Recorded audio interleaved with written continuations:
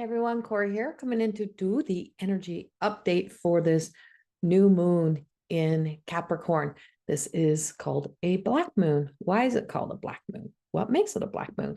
Because it is two new moons in 1 month. The only other time that you would consider a black moon would be when there is no moon, no new moon in a month. And that is usually in, say, February, when we have a shorter month. But that would be the only other time. So it is rare. We do not see it often. 2 full moons is called a blue moon. Now, there's your little lesson for today. If you didn't know that, now you know. So if that's your something new for today, if it's new information for you. And so this moon, and what makes this moon the moon that it is because it is in Capricorn. Capricorn is about ambition. Capricorn is associated mainly to everything that is about our physical world, about our material world. It is in the element of earth. And because of that, it does bring in setting the intentions that influence and affect our material world. But the other side, which is less communicated about, less spoke about, which is about the emotions of Capricorn. And Capricorn can be very sensitive. It's just portrayed differently. So in the sensitivity, hurt, sadness could possibly become shut down, avoidance, escapism, retaliation, anger, revolt, turned into resentments. I keep getting hiccups whenever I'm going to channel a message lately.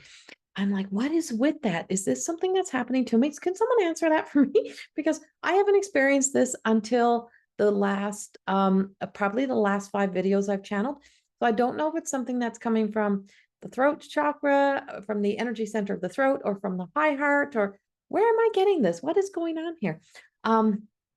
And so we do see in this moon is that this can be very much, it can give the false sense of reality. So there can be illusions to this. Now there is truth to this. So when we are setting intentions, and what the moon is speaking of about when you are setting those intentions, is to really ask yourself some questions. When we look at being successful in whichever area of life we want to be more successful, we want to be ambitious and forward thinking, and we want to embody a sense of satisfaction, feeling accomplished, feeling like we are moving forward, is we have to ask ourselves, who are we inspiring? Are we inspiring the shadow, or are we inspiring our authenticity? So one of the most powerful things to become is to really truly be ambitiously ourselves. And that self may not be represented, this may not appear the same way in 2025 as it has appeared in other lives, in other times. How do I know this? Is because I was a workaholic, and everything in my life was about building a bigger empire. It was about building up that big dream. It was about, I was going to have the big salon, the big spa, the big everything. And it came on the heels of feeling like I had to prove myself. It came on the heels of some great hurt, some great pain, and a massive betrayal. And I stepped into going out and not dealing with what I needed to deal with, but I went into action. So Capricorn is action. It's about movement. It's about being a leader. It is a cardinal sign. It is about that forceful intention to take charge, to be a pioneer, to do the things that way. And so I built it all. I did it all. I got that dream. I stepped into that dream. And when that dream was there, when it was all in place, I was not there. Who was there? It was a shadow of myself. It was the self that had created it, but I was not there. I really wasn't there. And I felt something missing. I felt like I was so far away from my happiness, my truth. I didn't even know what happiness was. I should have been happy. I should have been over the moon. I should have been so satisfied. I should have felt so accomplished. Yet I still was not feeling like myself. It was the imposter. It was this sense of, it was never going to be enough. How much bigger? How much more? How much can we add? And in the meantime, I was exhausted, depleted, tired, worn down. And I kept trying to create something and create a place for other people. But there was no place and no space left in there for me. There was no space for me anymore in there. I was happy. I was actually probably happier and my happiest when I was one person and I was just small, and the business was small and things were smaller. And it wasn't that I didn't love the success or love that part of it, but everything that comes with success also comes with bigger responsibility, bigger challenges, bigger problems, bigger things. And what I realized was that I had not created, I had not healed, I had not resolved all the things. I was doing this for a purpose, but the why was not the right why. The why was the fact that I had felt I had something to prove. I believed I wasn't enough, and I was going to be enough. I was seeking and searching and hoping someday I would be respected, that someday I would be respected. I would be seen as smart. I would be seen as intelligent. I would be seen as a good business person. I would be seen as all of those things. And in the meantime, I stopped seeing me. I start losing myself, and I could hear the anger. I could hear the frustration, and it was projecting out. You can't hide the attitude that comes when you are severely losing yourself more and more, because the little rebel in there is speaking, is communicating. And so all of that really led me to more than existing. It led me to writing down the statement, I am done. I am so done. I am done. I am done just existing. I'm done just living. And no matter how big our lives can look, no matter how much we get those wants or those desires, then we often find ourselves still searching for more. Problem is we have a definition of happiness and joy. We don't know happiness and joy. That we don't know who we are. We know who we've become. We know who we've created. We know what we have fought for. We know how far we've come. We know that, but we don't know ourselves. We don't know that self. And so the choice to choose to follow the path of more than existing was not easy. It has not been easy, but I had to walk away. So I gave up the big dream, because it wasn't my dream. It was no longer my dream. All of my dream had been infused with opinions, views, thoughts, pleasing others, doing everything for everyone else, in others being invested into the business, a lot of other things, but it was no longer mine. It was no longer me. And so I was farther away from home. And so this moon, and why am I sharing this?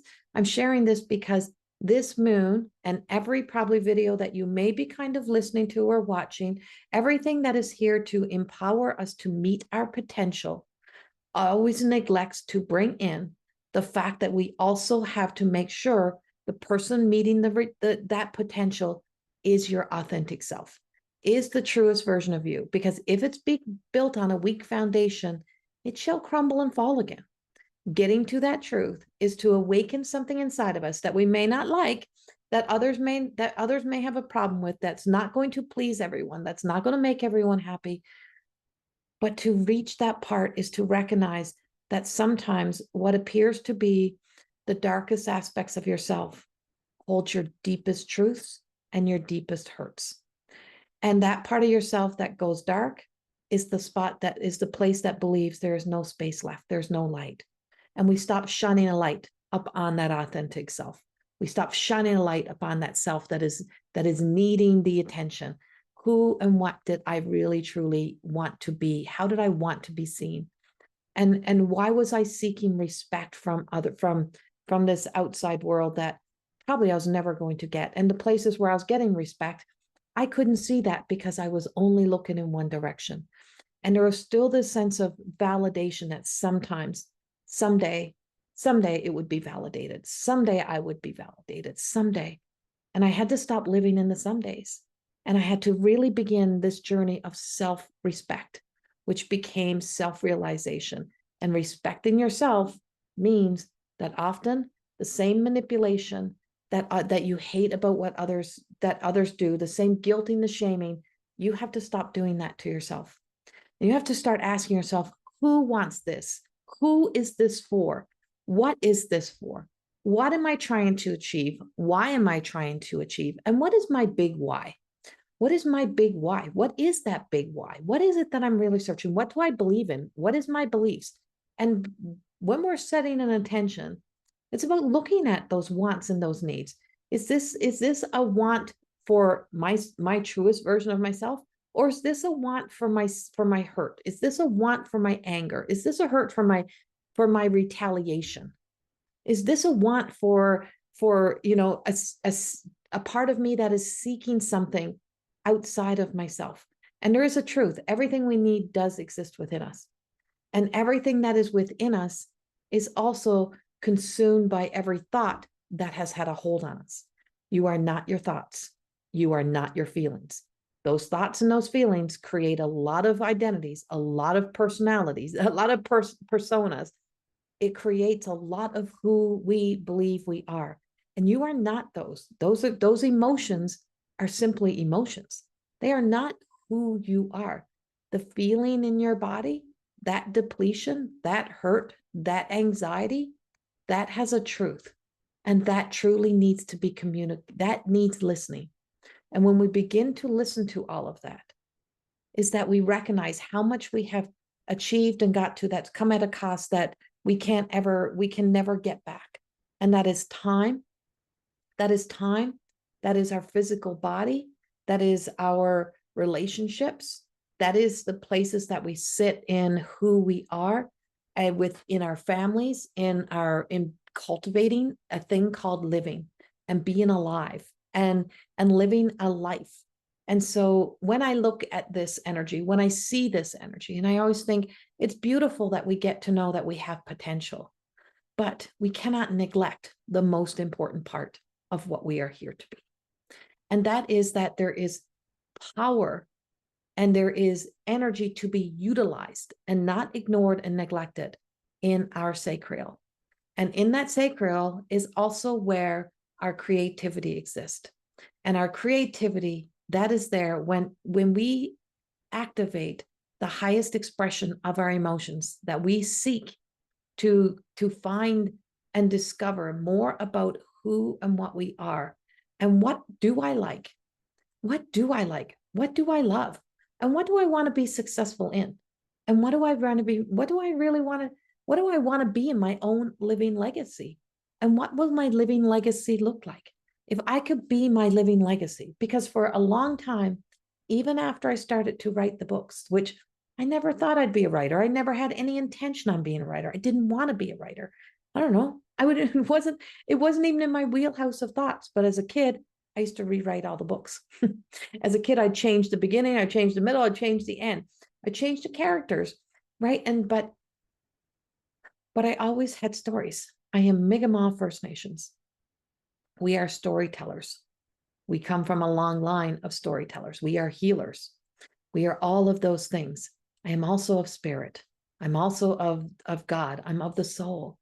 We are of all of that. We are of the physical realm and the physical world, and we are of a creation of the thoughts, the beliefs, the values of our family, of our society, of our world, of our people that surround us. We are a part of everything.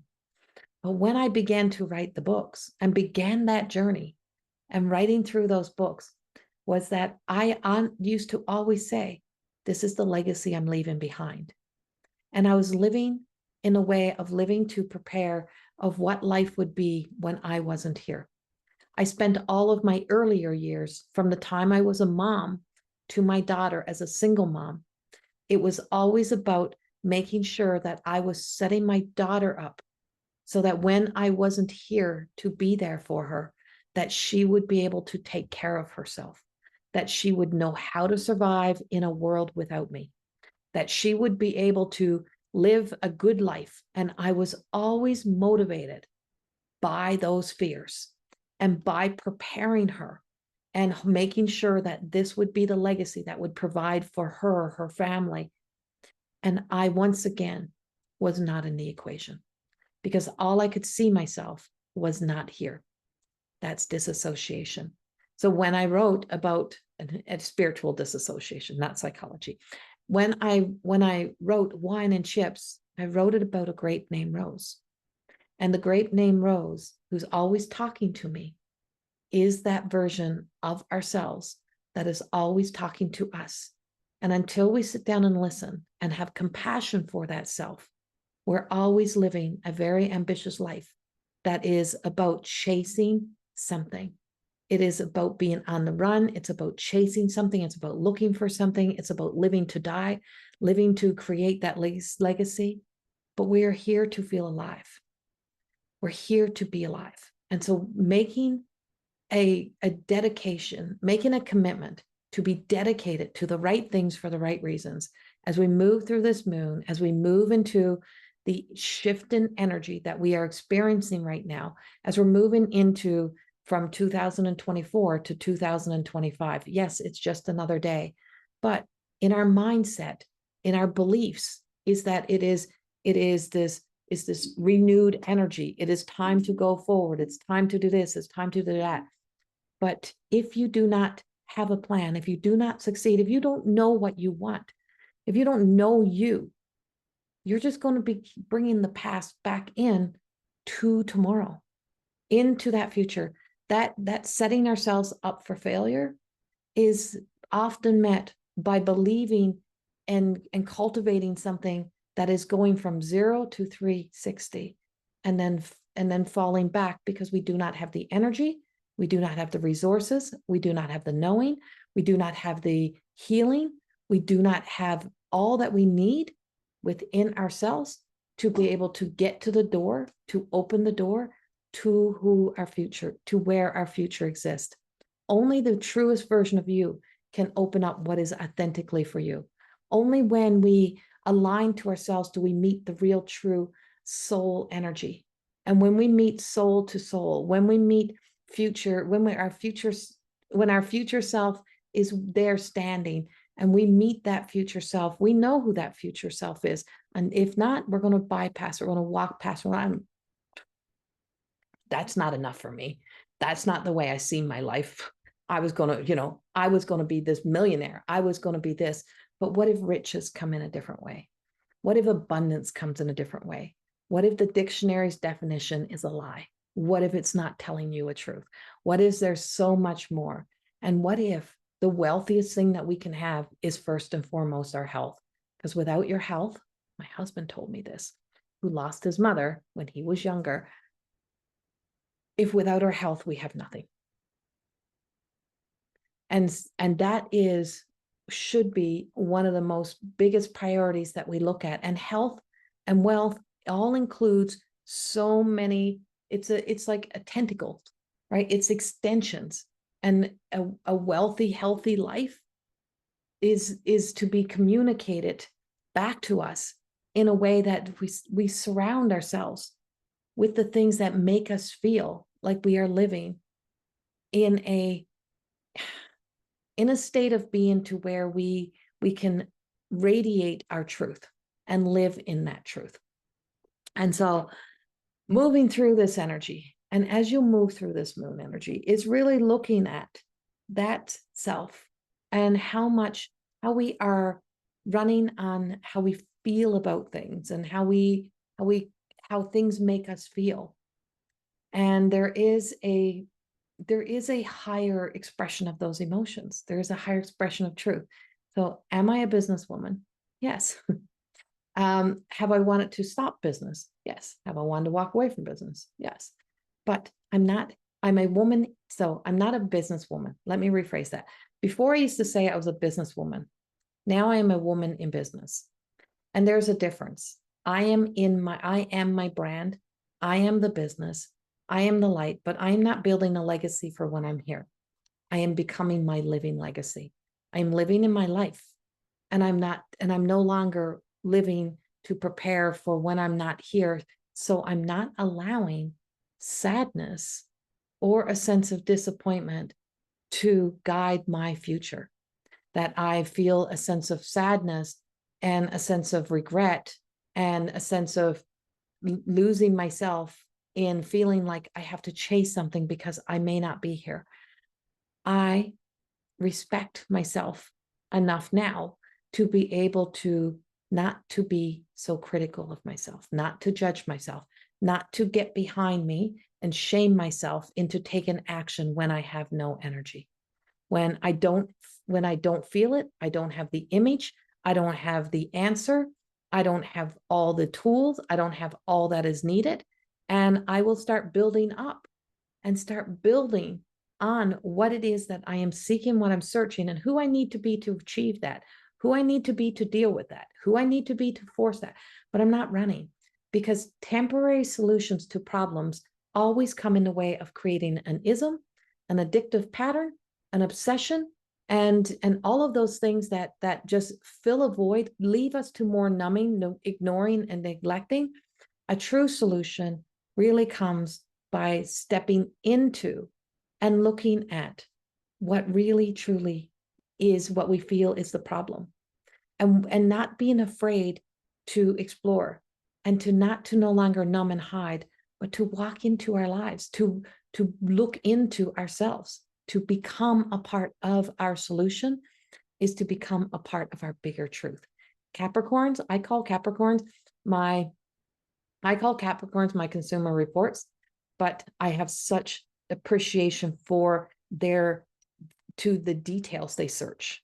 They're always big into getting the details, getting all of the little pieces done, so that there is a level of certainty, there's a level of knowing, and there is a level of great appreciation for the leadership qualities that come with it.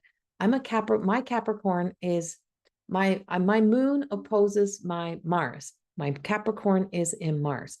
I have met the challenges of life time and time again, in life, in childhood, in everywhere. This conflicting energy has been something for me to overcome and resolve. If I had to become my big, powerful Aries energy and keep going the way that I was going, my mind could go, my body could go, my intelligence can do it, but my physical body couldn't. And my emotions played a role in how I showed up. And to be unkind to yourself, to disrespect yourself, will never lead you down a path of being respected, to be honored, to be appreciated anywhere. Only in the head, only in your mind, and in the past stories of still seeking and searching something that you believe that you ever lost. We never lost nothing. We were never within ourselves, in our lives, yes, but not within ourselves. Everything we need is here. And so setting the intention moving forward, that with this time of when we're fortunate, right, and when we're fortunate enough to still have you right here, to be able to set that intention, that you're fortunate enough to be here, you're fortunate enough to be present, that in this place, if I could live my most fortunate life, if I could live my most abundant life, if I could live my most ambitious life, it's who and what would show up? How would I feel? What would that feeling look like? And what do I need to release? And what do I need less of in my life? What do I need less of to achieve more? That's the solution that we need to really start looking for. What do I need less of to allow space for more? If your hands are full, if your heart is full, if your head is full, there is no space for that new. There's no space for that, for light, because it is so filled with clutter that there's no space in there. It is time to release and let go and make space for you in your own life. And that is our new moon message. And I hope in some way this inspires you. This is what I was guided to bring forth today. And yes, I am the founder and the creator of More Than Existing. I begin level 1 again in January. And I will continue to write and create and live in this life. And yeah, it might not have achieved all the accolades of life, but it saved my life. And that is the biggest reward that you could possibly achieve. So I don't think I could have asked for any more. I want to send you so much love. I see you, I hear you, I feel you. and you are loved and you are enough and you are worth stepping into a life of more than existing. Much love. Bye-bye.